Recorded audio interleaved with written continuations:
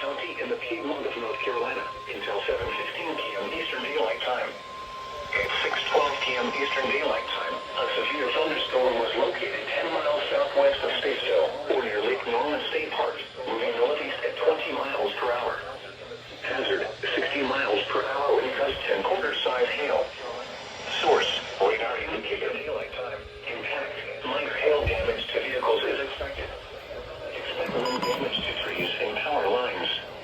Locations impacted include Catawba, Lake Norman State Park, Charlotte Ford, Carroll, Vandy's, Statesville, and Lake Norman.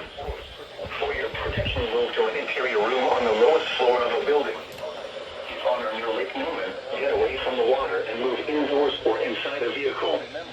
Remember, lightning can strike out to 15 miles from the parent thunderstorm. If you can hear thunder, you are close enough to be struck by lightning. Move to safe shelter now. Do not be caught on the water in the thunderstorm. Please report damaging winds, hail, or flooding to the National Weather Service by calling toll-free 1-800-267-8101 or by posting on our Facebook page or tweet us using hashtag NWSGSP. Your message should describe the event and the specific location where it occurred.